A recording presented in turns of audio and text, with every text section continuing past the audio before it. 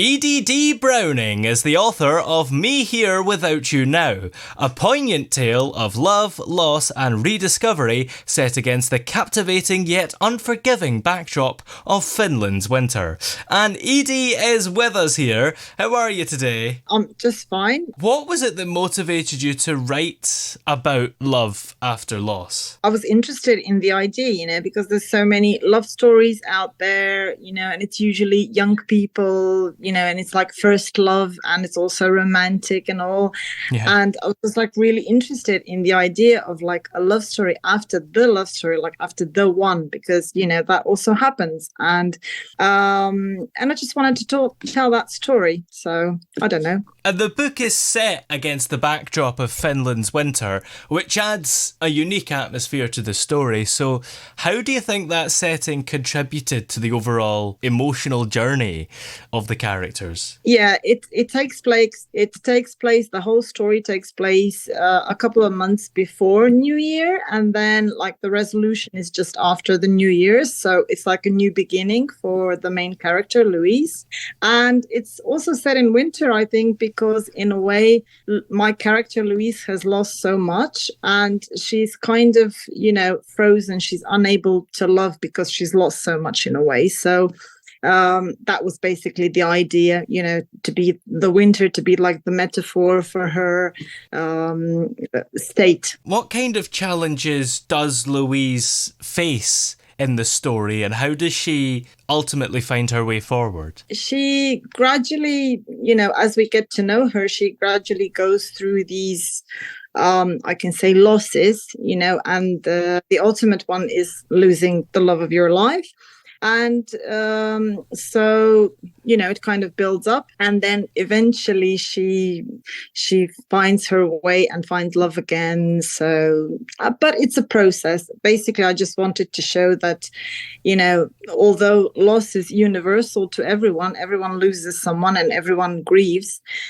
Healing is kind of different for everyone. So there's a different way to heal. I wanted to show that. And basically that's what the book is about. And there are different characters going through their own losses and processes of healing. So that's kind of the idea. And she becomes entangled in obsessions throughout the story. Yes, because, I think there are different stages of grief. One is denial, rejection, and so on. And so she kind of goes through a phase where she is in denial or just compensating with something else when you don't want to deal with your feelings. So you just find something to do instead. Sometimes it's an addiction, and it can also be an obsession in some way. So I don't want to tell too much about what kind of an obsession it is. Yeah. But it's funny, and it's also kind of interesting and intriguing, Yeah, we do.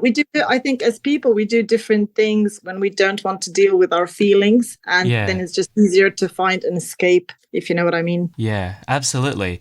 Louise is in her 40s, so dating in one's 40s is portrayed as dating via texts and sort of online dating. So how did you approach depicting this aspect of modern dating compared to the dating experience of older generations? Because Louise has been, with the love of her life for the last 20 years. So she's never had this like online dating experience, because dating in the early 2000s, there weren't any emojis, there weren't, any, I don't know, Tinder apps, nothing like that.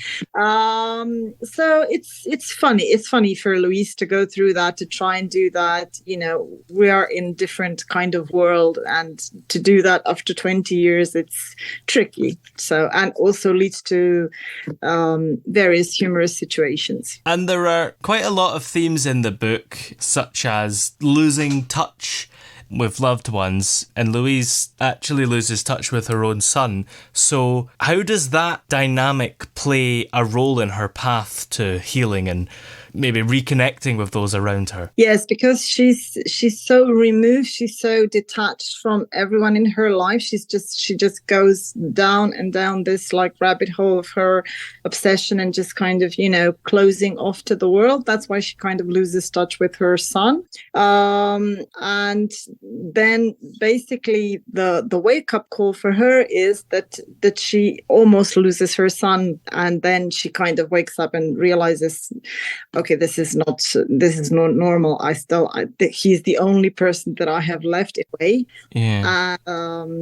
So that's basically the dynamic. But it's also that, her son is also going through loss. So he has lost his dad, and now he's kind of also losing his mom. So there's also that aspect, that is kind of, that he's also processing things. So they're both doing it their own way. They both need each other, but they don't know how to really express that. And so in that way. Yeah. And there's also, a young romance going on. So lots of different things. I find it really hard to explain. Yeah. You have to read it. And another one of the themes is the resilience of the human spirit. So how do you think Louise's journey exemplifies hope and healing? It's more about the resilience of mothers, because she has been through so much. She's also lost a child, and that you just don't give up hope. As mothers, you still go on, and you still you basically have to, right? Because you're a mother and you have children. So I wanted to kind of show that, that, and also that motherhood is not, it's usually portrayed as something, really beautiful and romantic, and it's not really like that. It does not necessarily, and there's also, it can also be hard, but it's still beautiful in a way. I'm making much sense, but yeah. I'm trying. So do you hope to convey the reality of motherhood in the book? Yes, definitely. And, and that also that motherhood is perhaps different for, I don't know, me and for someone else, and that is okay, that we have like different experiences as mothers, that it's not like, it doesn't have to be that way. For example, I don't know, Louise struggles to, get pregnant, and then after, if you try to get pregnant for a really long time and it doesn't work, then you think that maybe when you get a baby, everything will magically fall into place and you will be happy constantly. And, and it's not like that sometimes, because parenting is hard, So yes, definitely hope to get that across, that it's okay to feel, I don't know, sometimes overwhelmed as a mother, that it's a journey. And what was the creative process in bringing Louise's journey to life in a way that resonates with readers so well? I don't know. It was definitely, I didn't expect it, but it was definitely a healing journey for me as well. So I hope that, because I think whenever you read something, you kind of, when you go through with someone, with the characters through their own difficulties, you kind of also process your own things from the past. So I hope that my book kind of helps that someone, in that way, that they can go through perhaps some things in another light, more remote way. So yeah, that. Are you working on any other books at the moment? Yes. So actually, this book kind of ends at the beginning. So at the beginning of, I won't give too much away. And so I'm now writing the prequel. So yes, so I'm now writing the love story.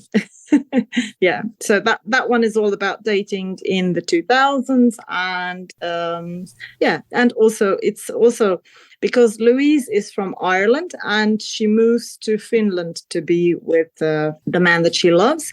So that book is, the prequel is about how that happens, how she comes from Ireland to be in Finland. Well, this book is of course called Me Here Without You Now.